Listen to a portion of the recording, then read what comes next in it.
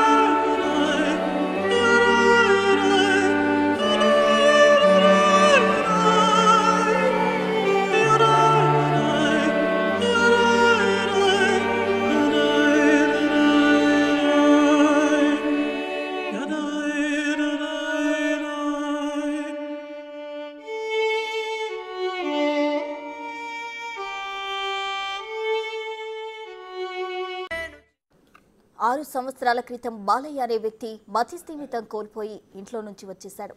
ఆ సమయంలోనే జూబ్లీహిల్స్ పెద్దమ్మగుడి పరిసర ప్రాంతాల్లో తిరుగుతుండగా ఆయనకు మాతృదేవోభవ అనాథాశ్రమం సభ్యులు ఆశ్రయం కల్పించినట్టు వెల్లడించారు. గత నెల రోజుల క్రితం బాలయ్య కూతురు దివ్య ఆ ఆశ్రమంలోనే అన్నదానం నిర్వహించడానికి వచ్చి తమ కన్నతండ్రి బాలయ్య కూడా తప్పిపోయాడని చెప్పినట్లు ఆశ్రమం నిర్వాహకులు తెలిపారు.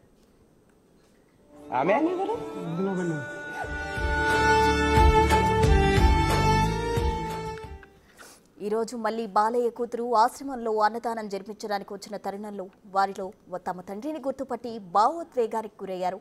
ఇంతకాలం కన్న తండ్రి ప్రేమకు దూరమైన కూతుళ్లకు తండ్రిని ఒకటి చేసినందుకు చాలా సంతోషంగా ఉందని ఆశ్రమ నిర్వాహకులు తెలిపారు.